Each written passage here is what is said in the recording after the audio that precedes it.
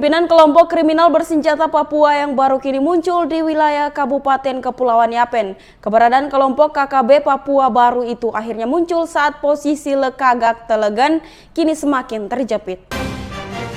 Dikutip dari tribunpalu.com, pimpinan kelompok kriminal bersenjata Papua yang baru ini muncul di wilayah Kabupaten Kepulauan Yapen. Keberadaan kelompok KKB Papua baru itu akhirnya muncul saat posisi Lekagak Telengen kini semakin terjepit. Satu persatu perwira kelompok kriminal bersenjata Papua pimpinan Lekagak Telengen dihabisi TNI dan Polri. Kapolda Papua terus menghimbau agar KKB tersebut segera menyerah. Lekagak Telengen adalah komandan sejumlah operasi KKB di sejumlah daerah termasuk Kabupaten Puncak, Papua. Terungkap fakta, Fernando Warobai dan kelompoknya telah sering melakukan serangan teror yang meresahkan masyarakat. Berada di Kepulauan Yapen, kelompok tersebut dipimpin langsung Panglima TPNPB, Fernando Warobai. Pihak aparat kini melakukan pemburuan Fernando Warobai dan anak buahnya. Polres Kepulauan Yapen yang didukung BKO Brimopolda Papua Tengah bergerak memburu KKB Papua baru pimpinan Panglima TPNPB, Fernando Warobai. KKB Papua baru terdesik dipimpin Panglima TPNPB Fernando Warobai, lokasi teror di Kepulauan Yapen, Papua. Melansir dari tribatanews.polri.go.id,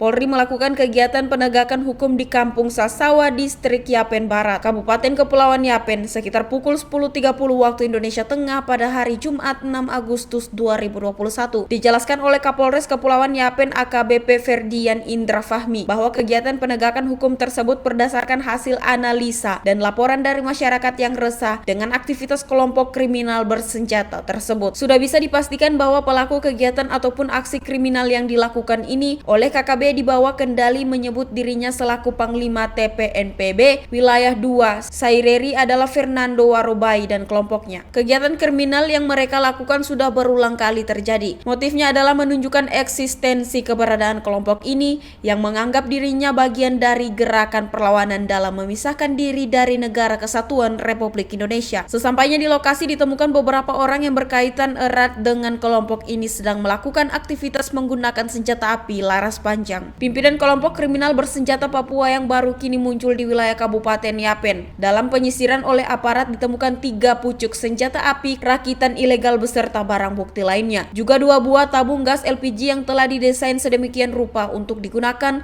melakukan perlawanan yang diduga sebagai bom rakitan. Kapolres mengungkapkan bahwa menjelang 17 Agustus 2021, aparat TNI Polri melakukan antisipasi kemungkinan ancaman atau kerawanan terhadap Kamtipmas, sehingga saat didapat informasi akan adanya sabotase aparat bertindak. Media sosial diramaikan dengan dugaan penyuntikan vaksin kosong kepada warga. Atas kejadian itu, polisi menetapkan seorang tenaga kesehatan berinisial EO sebagai tersangka kasus penyuntikan vaksin kosong di Jakarta Utara.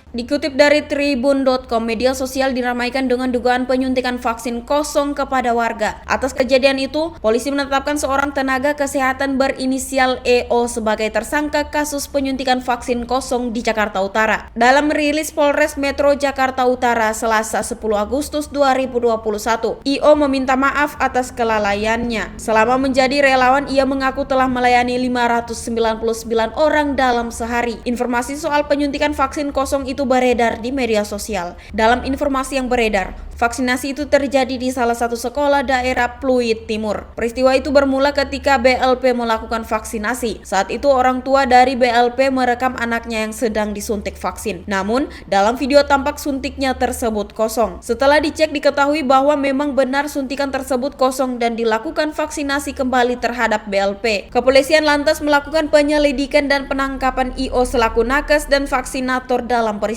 itu. IO pun ditetapkan sebagai tersangka dan dijerat pasal 14 UU nomor 4 tahun 1984 tentang wabah penyakit menular dengan ancaman 1 tahun penjara. Setelah ditetapkan sebagai tersangka, nakes berinisial IO menyampaikan permintaan maafnya atas peristiwa penyuntikan vaksin kosong yang ia lakukan. IO pun tak sanggup lagi menjelaskan alasannya sampai melakukan hal itu. IO juga mengaku bahwa saat peristiwa itu terjadi, dirinya telah menyuntik vaksin untuk 599 orang. Sementara itu, Kabid Humas Polda Metro Jaya Kombes Pol Yusri Yunus mengatakan, IO adalah seorang relawan vaksinator. Tim Liputan Sian TV mengabarkan.